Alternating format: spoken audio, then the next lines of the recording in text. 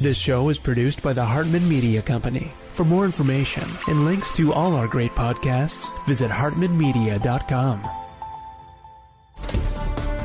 Welcome to the Holistic Survival Show with Jason Hartman. The economic storm brewing around the world is set to spill into all aspects of our lives. Are you prepared? Where are you going to turn for the critical life skills necessary to survive and prosper? The Holistic Survival Show is your family's insurance for a better life. Jason will teach you to think independently, to understand threats, and how to create the ultimate action plan.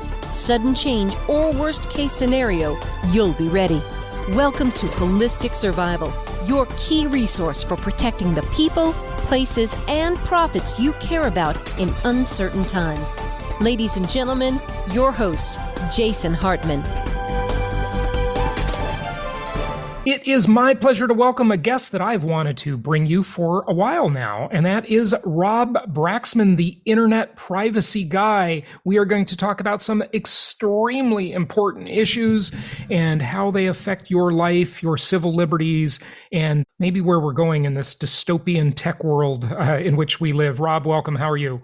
Thank you for having me.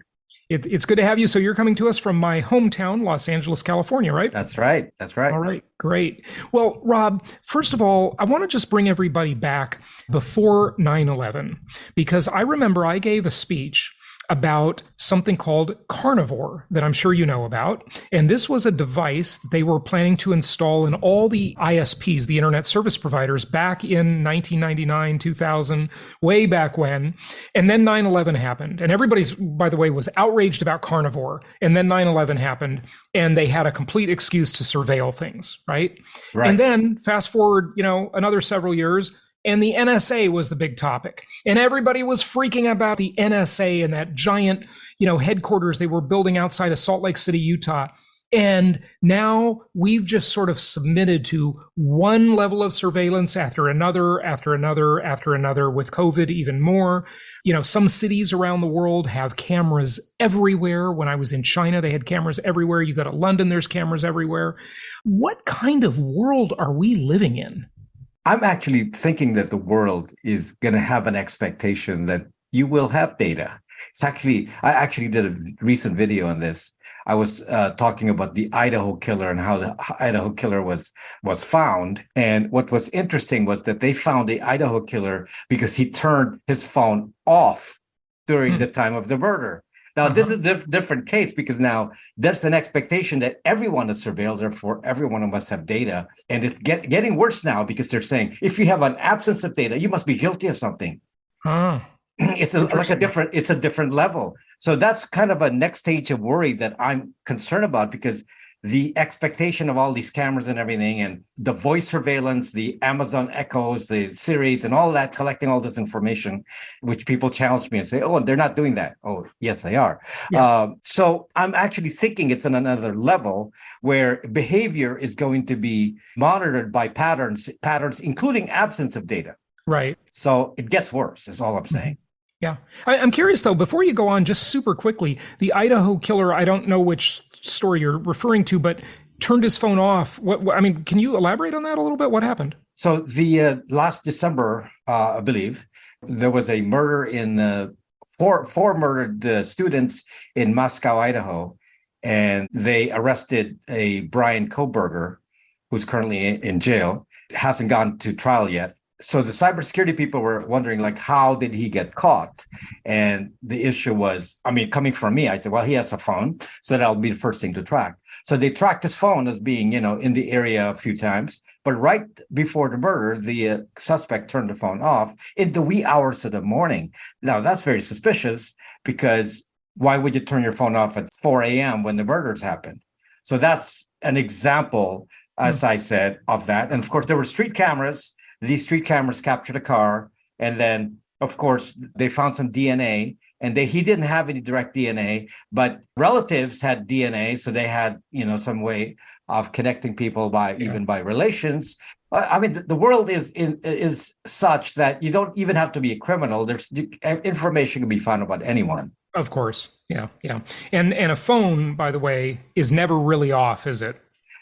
One of the things I mentioned in the video, which I try to make a point of, is that he must not have had an iPhone, because if you have an iPhone, you turn it off, it's still functioning as an AirTag. So Right. a location on an iPhone, it never ends. It's always tracking 24/7 on or off, unless you put it in a Faraday bag. Right. And Android, if it's off currently, the current version of Android, it is off. So I said, well, given that, then I would presume he had an Android just because they couldn't find him. Right.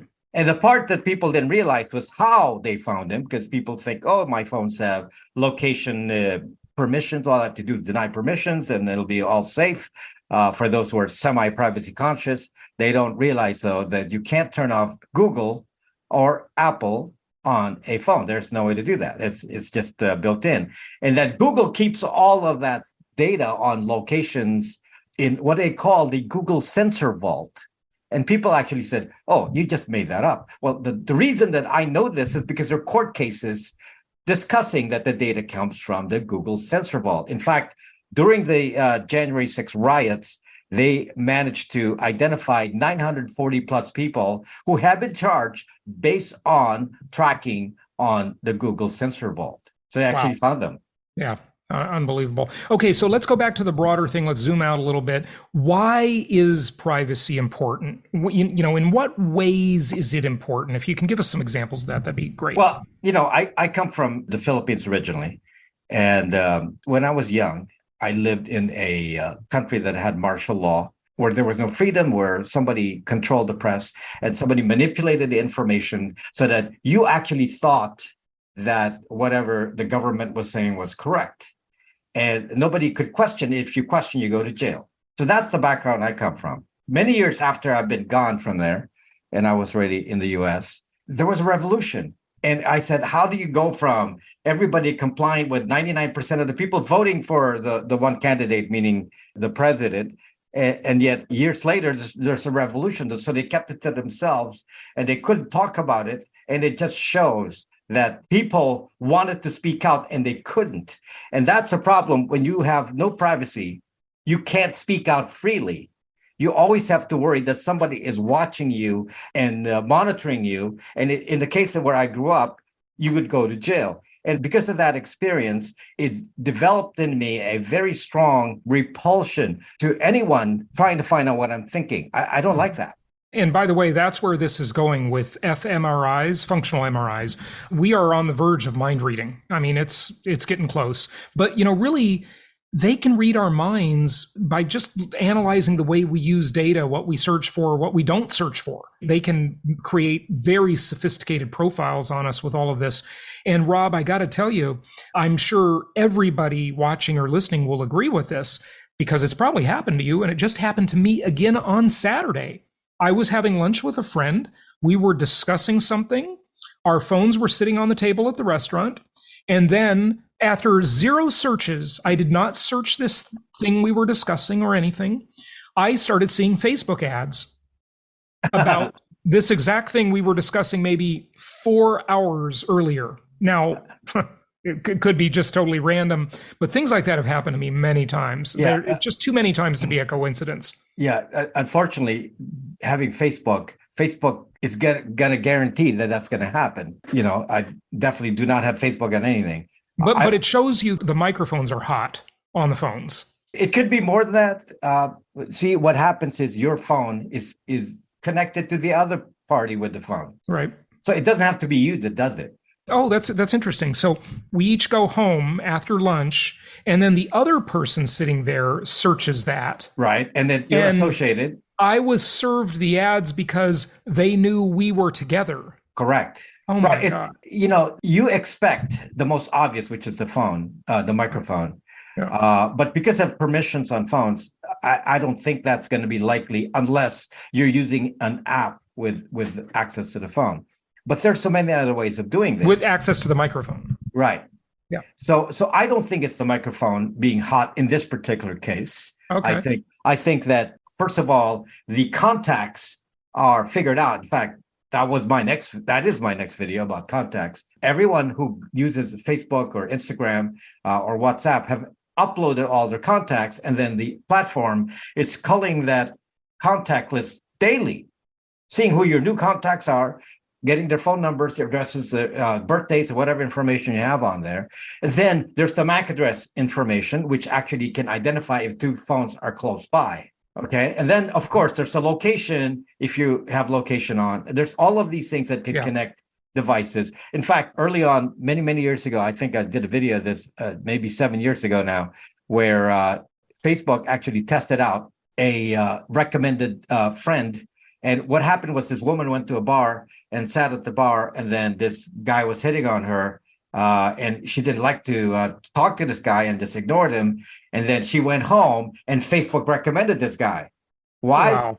Proximity. It was a proximity check. Right. This is the danger. And Facebook is actually basically they're tracking MAC addresses. So if you're on a network and anybody who has Facebook on the same network will actually share the MAC addresses so they actually know who's on the local area network. Like, for example, if you're all on Walmart, Facebook will detect, oh, we're all both on Walmart. Or at a coffee shop or a school whatever. Or whatever. Yeah. Right. Yeah, and they do that to say, do a proximity check. Yeah. I mean, Zuck is very good at finding ways to beat the system and get these kinds of information that most average people don't even understand is being done. Yeah, right. Okay, so we're going to go into some varying levels of privacy and security one can have. We're going to go into some solutions and tell people how to beat the system and protect themselves. But the first time I ever heard the phrase MAC address, I remember years ago I had a girlfriend who was very into computers and technology. You know, she was into education software, right? And she told me what a MAC address was. I didn't even know there was such a thing, right? We've all heard of IP addresses. So tell us about a MAC address, you know, what that is, why it's meaningful, and then tell us about an IP address, what that is and why it's meaningful. Okay, so let's, take a phone like this, for example. Yeah. So all phones have multiple MAC addresses and an IP address. What a MAC address is a media access control ID. It's basically a unique network identifier. It's saying if you're going to go to any network, you need a MAC. So this phone has a MAC address for the Wi-Fi, a MAC address for Bluetooth, a MAC address for NFC, for near field communication. Near field. Every device has a MAC address. So depending on what radio waves you're trying to spot, Wi-Fi traffic, Bluetooth traffic, they have a different MAC address. That's what they were using for contact tracing, MAC addresses. Okay. So if you're on Bluetooth, how they announce a Bluetooth is they announce a MAC address. The limitation of a MAC address is it can only exist inside a local area network. It doesn't transmit to the internet. So, for example, if you're talking to a website like Facebook, Facebook cannot see the MAC address directly. Okay. And the reason is it's not part of the internet protocol for transferring that data. It's called IP. So for that, they use an IP address. An IP address is a protocol for transferring data over the internet, whereas the MAC address is for announcing traffic inside your own network. Okay. Now, these are different threats. The one thing that is unique about the MAC address is that it is unique to your device. So if somebody finds a MAC address, it's got to be you because no one else is going to have the same MAC address. So of the billions of phones, each phone has a different MAC address. So whereas an IP address can be reused, if you're in your home and you're sharing with your family, everyone has the same IP address. Yeah. So with IP addresses, I remember when they've come to my house and set up like a cable modem, for the internet, right? And they'll have dynamic IP addresses or static IP addresses. Right. And then there's a thing whenever you have a problem, sometimes they tell you to click on renew lease. Sitting at home, is my IP address always the same, or does it change all the time? Well, my IP address hasn't changed in 21 years. Okay. So do you have a static IP address then? No, I do not. I have a dynamic, but the problem is that they became lazy and they say, oh, we'll just give you a permanent lease. And we don't tell you it's permanent, but it's been permanent. Now, here's something that most people don't understand because they say, can you identify who owns an IP address? In fact, can you identify an exact location? So they go to the internet and do one of those IP lookup things, right? Yeah. And they say, okay, here's my IP address. So you type it in because you can look at your computer, find your IP address, and you type it in. Or you can go to a website and say, what is my IP? Yeah. And then it tells you the IP, and you plug it in, and you say, "Oh, it says I'm in a Verizon system, and I'm 5 miles away from where I actually am." So it's yeah, this is safe. It doesn't matter, right? Okay. That is false. That is completely false. Okay, let me explain. This is a very important point.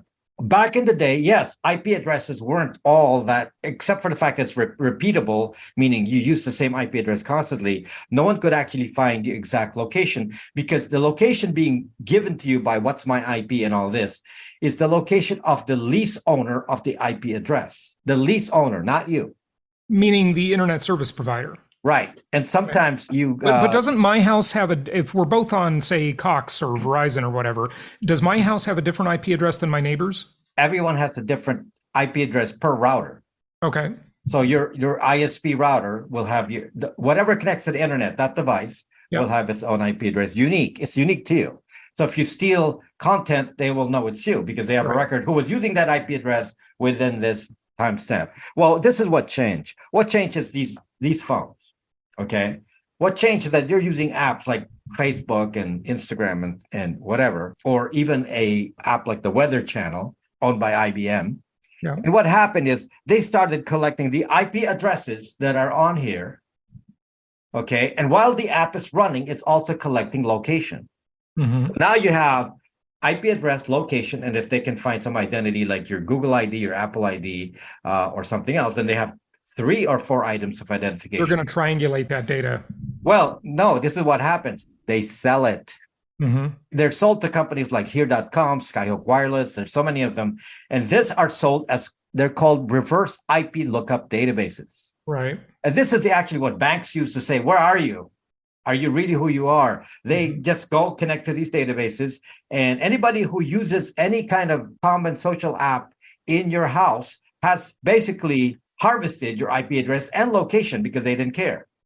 Now, nobody's done that in my house, because I use a VPN router to block the IP address. So they're collecting the IP address of a VPN.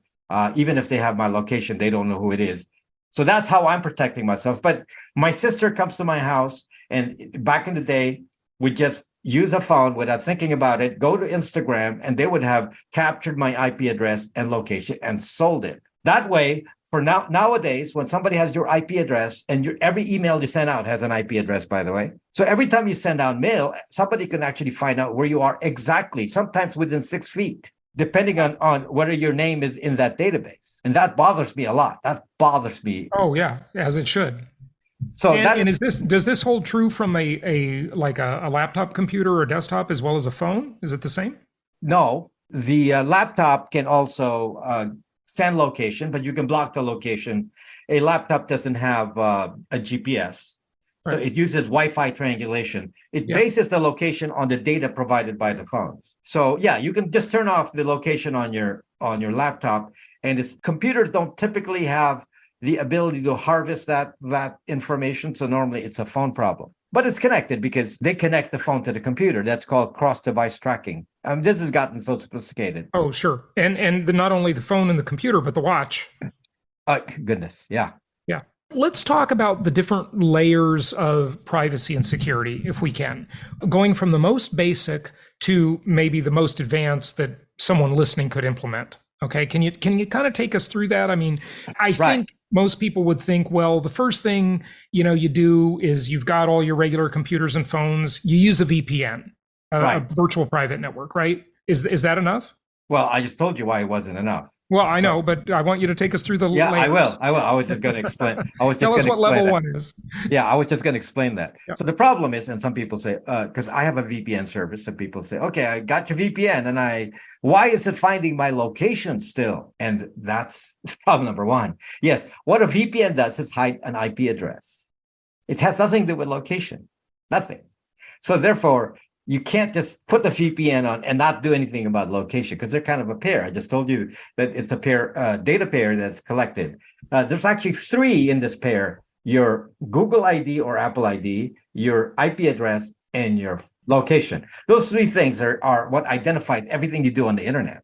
Mm-hmm. So I would take precautions to protect all that. So yes, a VPN protects you on the IP side. Now, here's something that's kind of interesting that most people don't realize, that if you go on your phone data rather than your home Wi-Fi, your IP address is actually not known by the end site. So let's say you're using your cell data, you're on the road, and you go to Facebook. Facebook doesn't actually know your IP address, and that's because of the way that IP addresses are shared on the phone network. So believe it or not, without a VPN, you can have protection as long as you don't use your Wi-Fi with your home router. So that protects you from that.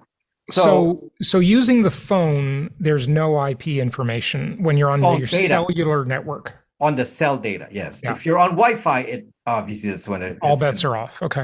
Right. So if you're on cell data, which obviously has limited bandwidth, you can't use it all the time.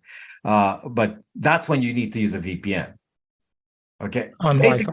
Right. Yeah. Basically, the rule is if you're at home, use a VPN. You don't need to use a VPN when you're not at home. You need to use a VPN when at home. Now, most people would say the whole reason I have a VPN is because when I'm traveling or at a coffee shop and using a public network and I want to go online to my bank and do something, that's why I need a VPN. That's what most people would say. That's correct. And that's a different aspect of VPNs, which is encryption. And that's the value of VPN in that instance is for the encryption side. So if you want to encrypt your data, if a hacker is on a local area network like a Starbucks, yes, that is important there, or an airport, any public network. But you're saying to use a VPN when you're sitting at home. Most important. All the time, just have it always on. That's probably the most important. Now, next issue is location. How do you handle the location issue? If you have a regular device, well, you're kind of in a hopeless case. If you have a normal phone, this is a Google Pixel. If you have a normal phone or an iPhone, then your location is being tracked. If you're an iPhone, it's being tracked even when the phone is off. So to me, if I don't want my location to be known at all times, 24/7, the first thing I'm going to do is say, is there a device that does not track location? And there happens to be one, and it's something I talk about on my channel, and they're called de-Google phones. So this is an example of a de-Google phone. Now, just to make sure, because I don't think people understood what you said, a de-Googled phone. Right. A phone that could be made by Google, it could be a Pixel, or it's an Android operating system, but it's de-Googled. It's got no more Google on it, right? Right. Okay. So basically how that works, in a short explanation, is that Android originally, the actual original Android that is on android.org, is actually open source. So because it's open source, anyone can go in there and see the source code. And if there's any tricks in the Android code, you can remove it. And so that's what these have. Now, what happens is when you go buy a normal Android phone, by contract, these companies then load the Google code with all the secret stuff that Google does onto the phone. And that's called Google services. So when you add Google services, that's how they have to market it if they're going to claim they have Android. So any LG, HTC, Samsung, if they're going to say their Android phone, they have to say that they have Google code in it.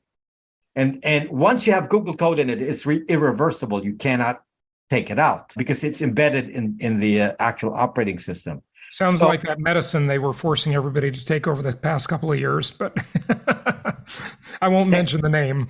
Can't take it out, yes. So anyway, the idea of de-Googling is that people like me with the technical expertise, we've figured out that we can take the Android code, which is open source, so you can see exactly what it does, make sure it doesn't have any communication with Google, and then put it on a device like this. And one of the things you will realize is if you use one of these phones, it operates pretty much like a normal Android, but you never log in.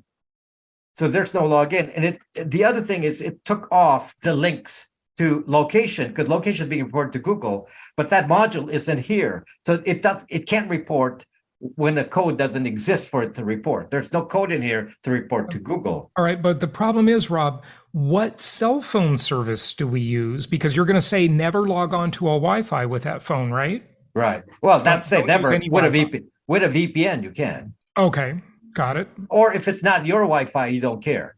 But if it's your Wi-Fi, you should care. Okay, don't log into your own Wi-Fi ever with that phone. Without a VPN. Or do it with a VPN.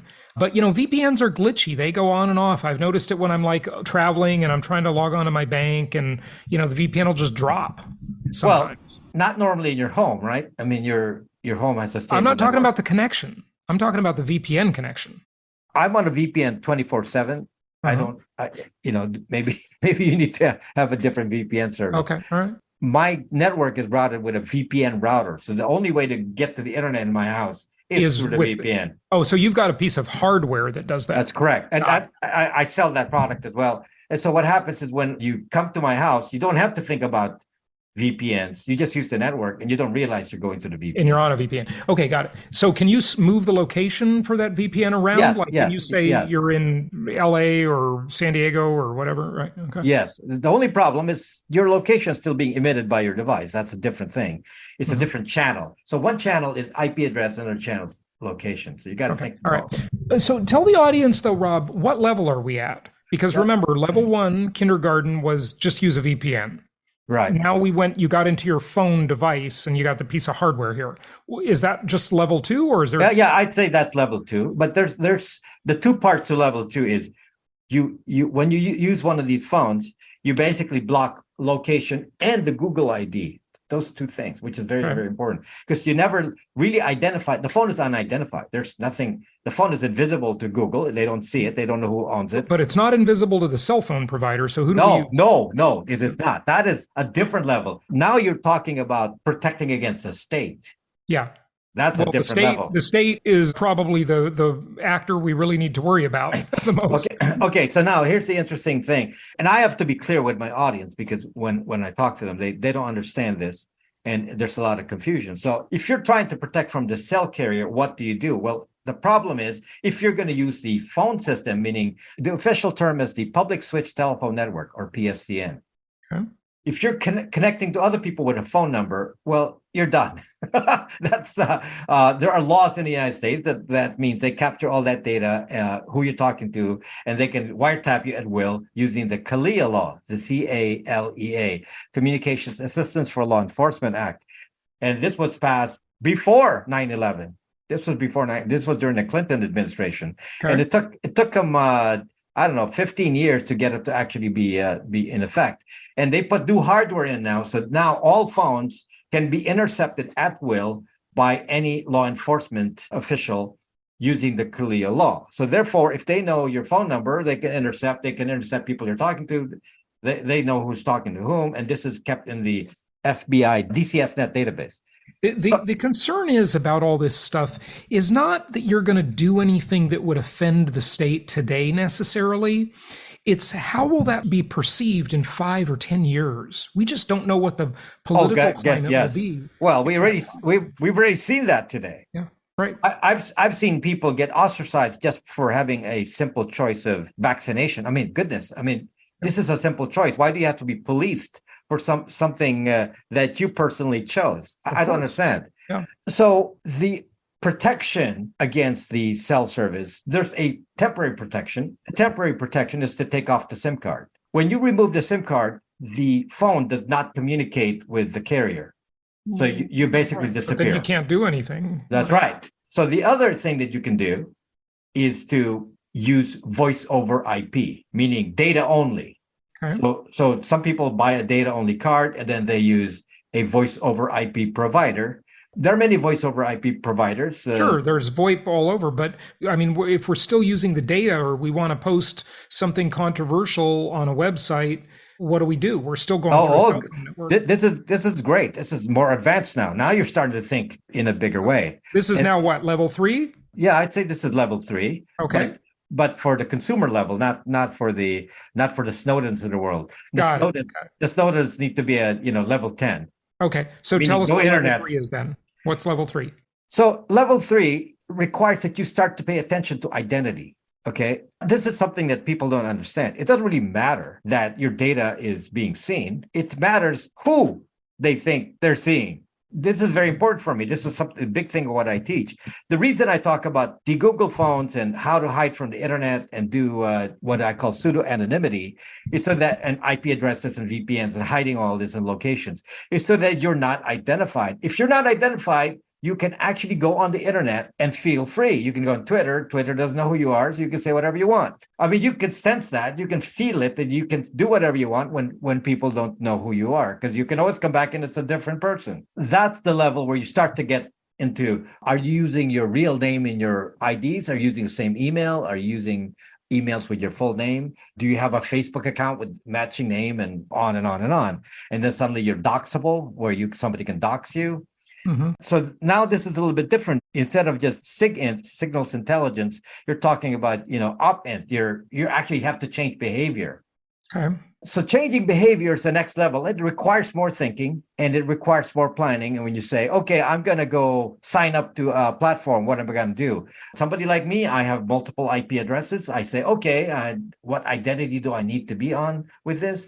First is if I go to the bank, I use my real name identity because it doesn't matter because they have that. They got my social security number and everything else.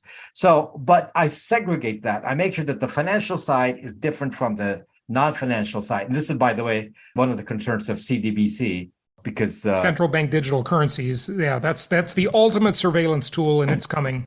It is coming, and it's very scary because now your social side, because the idea of CDBC is to link the social media to the financial. And once that's connected, you can't break that. Then you're pretty much, you're done. Mm-hmm. And this is the world that we're getting into. And I try every day to separate those pieces. There are parts of my life that I cannot separate because the government requires me, corporations, financials, banks, whatever, payments, credit cards. But if I separate social media and what I do on social media, I can try, and this is an attempt at trying to make myself appear to be a different person. And then I feel like I'm more free to talk. Okay. As you know, even on YouTube, I'm on YouTube. And if I not careful, I say a few words in here and they'll knock my account off. You know that. Course. Yeah. Somebody interviewed me last year. And after the interview, his channel was blocked. Yeah. It was not blocked, closed. Yeah. No, I know. It's incredibly scary. There's no question about it. It's just unbelievable. Ever since January 6th, I said that censorship was the biggest problem facing humanity.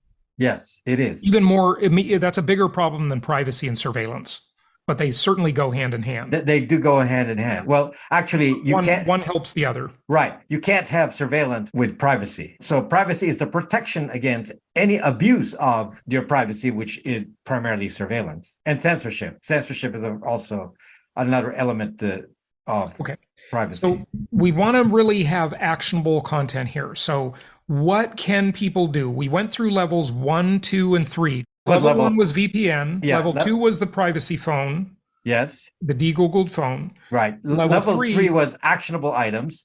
It was really what we were talking about, the cell phone network, identity, that kind of stuff. Identity. Yeah. Basically, I was talking about identity, which is being careful about your actions with identifying yourself with everything you do. But here's the thing. How do you pay the cell phone bill for that phone?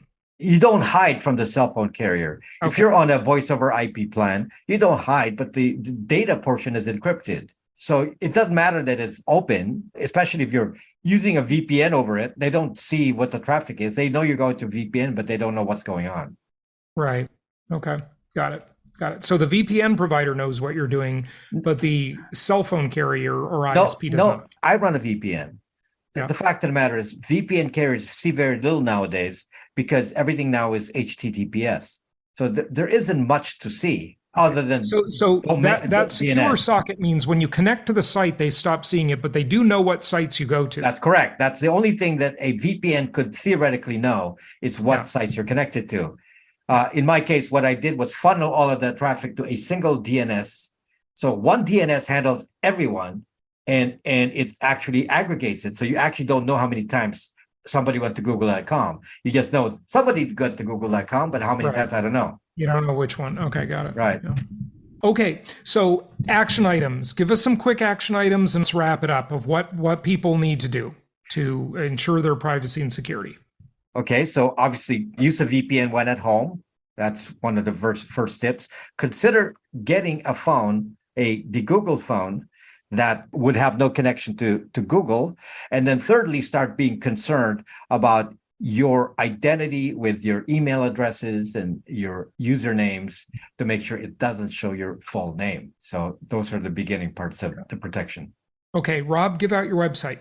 My website is brax.me, and I'm on YouTube, of course, Rob Braxman Tech Channel. Yeah, you're on YouTube while supplies last. And if not, you're on Odyssey and all the others. So that's great. But definitely check out Rob's channel. He's got some very interesting topics you can dive into. And Rob, thank you for joining us. It was great having you on the show. Thank you for having me. Thank you so much for listening. Please be sure to subscribe so that you don't miss any episodes. Be sure to check out the show's specific website and our general website, hartmanmedia.com, for appropriate disclaimers and terms of service. Remember that guest opinions are their own, and if you require specific legal or tax advice or advice in any other specialized area, please consult an appropriate professional. And we also very much appreciate you reviewing the show. Please go to iTunes or Stitcher Radio or whatever platform you're using and write a review for the show. We would very much appreciate that. And be sure to make it official and subscribe so you do not miss any episodes. We look forward to seeing you on the next episode.